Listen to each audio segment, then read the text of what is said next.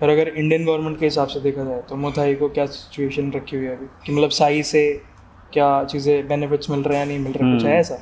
अभी तक तो मुay थाई को कहीं भी एफिलेट नहीं किया है। Main Indian ministry of youth affairs से अप्रूव्ड ही नहीं है, जबकि इंटरनेशनल ओलंपिक कमेटी से, एशिया ओलंपिक कमेटी से ये हर जगह अप्रूव्ड है। इवन अच्छा, मतलब इंटरनेशनल रिकॉग्नाइजेशन आपके हिसाब से आप बता रहे हो कि है? हाँ है, बट अभी इंडिया में नहीं दे रहे रिकॉग्नाइजेशन। इंडिया में अभी तक रिकमेंडेशन नहीं है। ऐसा क्यों? कोई पर्टिकुलर रीज़न तो मेरे को पता नहीं, मेरे हिसाब से तो यही है कि अवेयरनेस, लोगों तक ये चीज़ ही नहीं पहुंचती। अच्छा, तो आपके हिसाब से अवेयरनेस कैसे पहुँचेंगे ये लोगों को? इस चीज़ को बड़े स्टेज पे लेके आओ, लोगों को बताओ, कैसे मालूम पड़ेगा। आज मैं बता रहा हूँ मुay थाई यहाँ पे इस पॉडकास्ट के थ्रू, पर ये बाकी लोगों को पता कैसे चलेगा? आज जो बंदा बॉक्सिंग कर रहा है उसको मुay थाई से क्या लेना देना? आज सब जने अगर इंडिया में सिर्फ क्रिकेट की बात करेंगे तो उनका बाकी स्पोर्ट्स से कैसे ध्यान रहेगा? सिर्फ मीडिया ही कवरेज अगर सिर्फ कुछ पर्टिकुलर स्पोर्ट्स का करती है तो फिर कैसे मालूम पड़ेगा?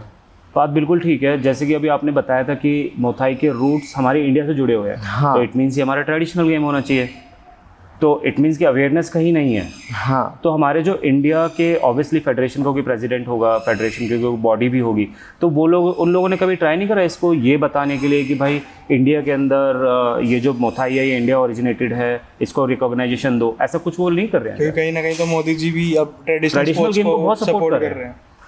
कोशिश हम अपने स्तर पे पूरा करते हैं। जैसे मेरे जो कोच हैं, जो हमारे प्रेसिडेंट है, ट्राई करते हैं, पर वो इतना हाइप नहीं मिल पाती उस चीज़ को। वो टूर्नामेंट में ध्यान दे या फिर इन सब चीज़ों पे ध्यान दे। बिल्कुल, मीडिया कवरेज पे ध्यान देना चाहिए, ये मैं खुद पर्सनली सजेस्ट करूँगा सबको। क्योंकि आज के टाइम पे जो दिखता है वही बिकता है। अगर आपको मालूम पड़ेगा, अगर आप देखोगे जब भी तो उस चीज़ समझोगे। आज से 4-5 साल पहले, 8-9 साल पहले कौन जानता था यूएफसी को?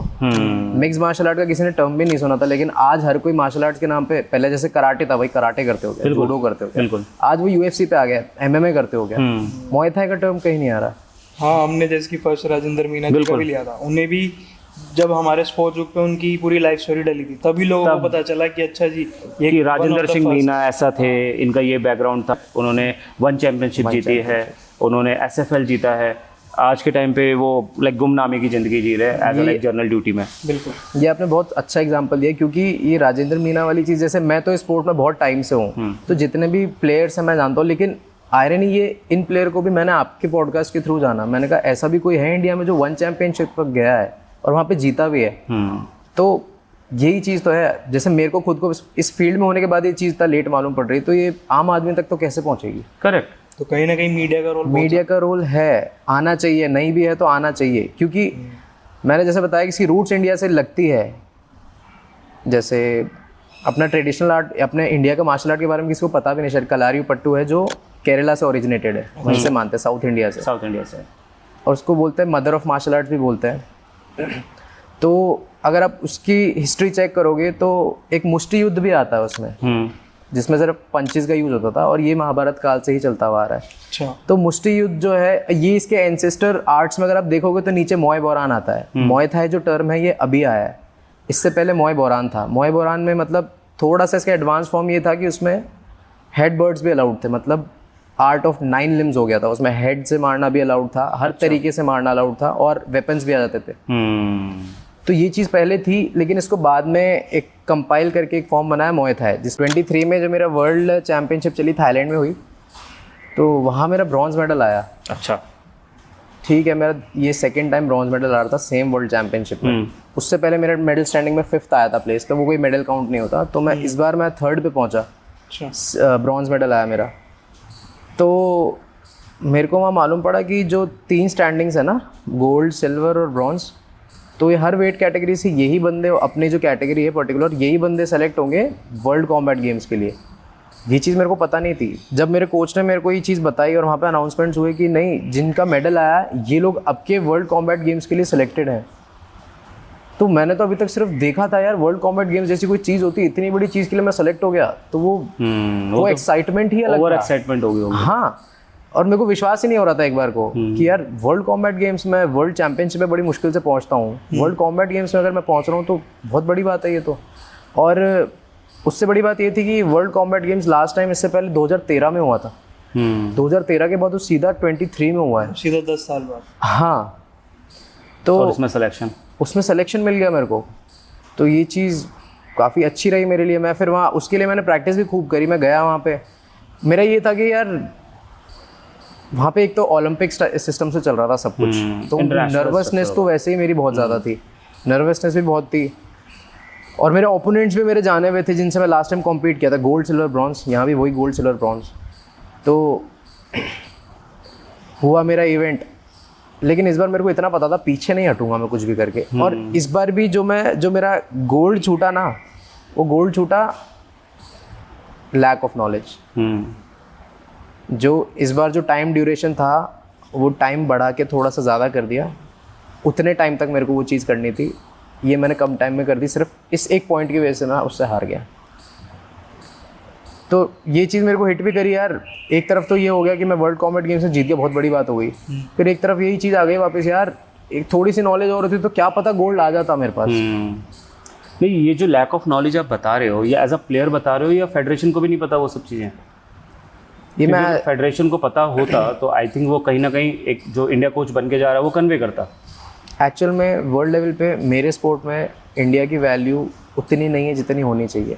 जैसा मैंने आपको पहले बताया कि इंडिया को वो लोग बचाते हैं, प्लेयर नॉकआउट नहीं हो जाए, वर्ल्ड स्टेज पे थोड़ा डिग्रेड नहीं हो, तो इमेज देते हैं, थोड़ी सिंपैथी है वहाँ पे, सिंपैथी दे रहे हैं। अब जब वर्ल्ड लेवल पे हम खेलने जा रहे हैं ना, तो इंडिया के प्लेयर्स को वो ऐसे देखते हैं जैसे उनके लिए कोई मछली फंस गई हो। आपने करके भी तो दिखाया, पर मेडल भी तो ले गया कि भाई मैं मेडल लेके आया, मगरमच्छ है। हाँ ये चीज़ हुई है, लेकिन 100 में से एक जने को कोई नहीं देखता। ट्रू।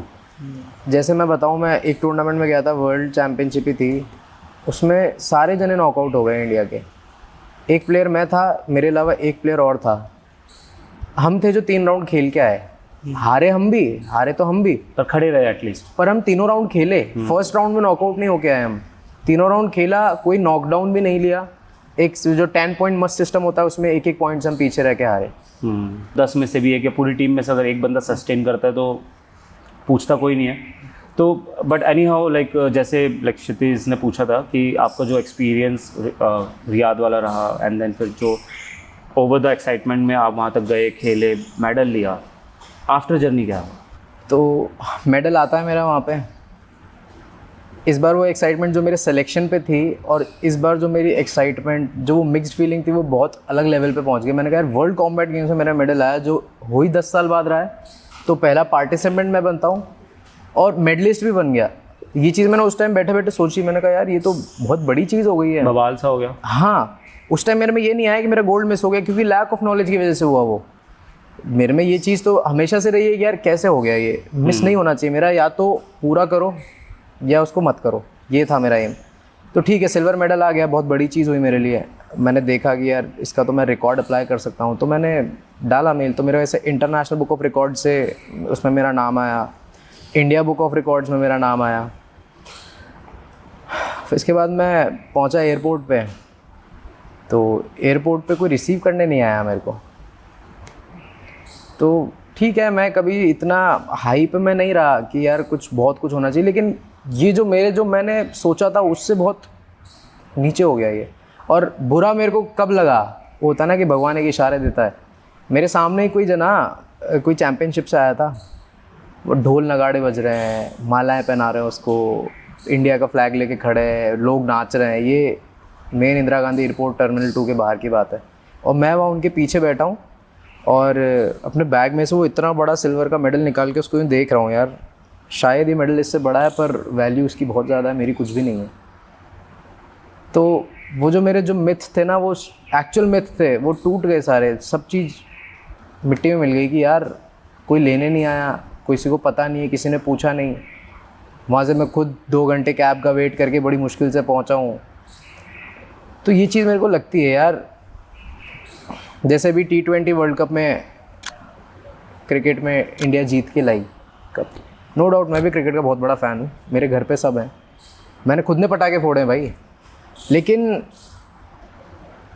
मैं भी जो इंडिया के लिए मेडल लेके आया हूँ उसमें और इसमें क्या ख़ास फ़र्क है, मेरे को ये समझ नहीं आता। वो टीम स्पोर्ट है, सिर्फ आप एक स्पोर्ट को लेके बायस हो जाते हो, ये चीज़ गलत है ना यार। आज वो रिप्रेजेंट कर रहे हैं इंडिया, मैं भी रिप्रेजेंट कर रहा हूँ इंडिया, फ्लैग वही है, लोग वही है, कंट्री वही है हेरिटेज कल्चर सब कुछ वही है, लेकिन एक स्पोर्ट को लेके इतनी बायसनेस क्यों आ गई कि वो क्रिकेट है तो पूरा मुंबई जाम कर दिया, पूरा मरीन ड्राइव जाम कर दिया। दूसरी तरफ मैं भी उस सेम इंडिया के लिए मेडल लेके आ रहा हूँ, वो भी एक इंडिविजुअल स्पोर्ट में। वहाँ पे किसी को मतलब ही नहीं है, किसी को पता ही नहीं है। इनफैक्ट ये जो इंटरनेशनल बुक ऑफ रिकॉर्ड्स और इंडिया बुक ऑफ रिकॉर्ड्स की मैं बात कर रहा हूँ ना, ये भी मैंने खुद ने अप्लाई किया है उनकी वेबसाइट पे जाके। मैंने खुद ने फॉर्म भरा, इनको ईमेल किए कि भाई ऐसा कुछ हुआ है। उनने फिर वो प्रूफ्स मांग के रिसर्च करी मेरे पे, तब जाके उनने कंफर्म करके मेरे को वो चीज़ दी। तो ये चीज़ मेरे को उसके बाद लगने लगी कि यार इतना सब कुछ होने के बाद भी लोगों को कोई मतलब नहीं है, और क्या पता मतलब हो लेकिन उन तक चीज़ पहुँचती नहीं है। अगर मीडिया कहीं ना कहीं हाईलाइट करती इस चीज़ को। हाँ, तो शायद मीडिया भी वहाँ पे खड़ी होती, मीडिया तक ही बात नहीं गई। सबसे पहली बात तो ये थी। पर इंडियन एम्बेसी वगैरह में आपने अप्रोच किया उस टाइम पे जब रियाद में आपने मेडल लिया तो? हाँ, जब मेरा मेडल आ गया उसके बाद मेरे ही कोच ने बात करी, इंडिया एम्बेसी का जो नंबर था वहाँ पे उन पर कॉल किया, उनने बताया, बात करी, तो उनने इनवाइट किया हमारे को, बुलाया, उनकी बाकायदा कार हमारे को लेने आई। वहाँ गया, उनने भी काफ़ी बात करी, अप्रिशिएट किया मेरे को।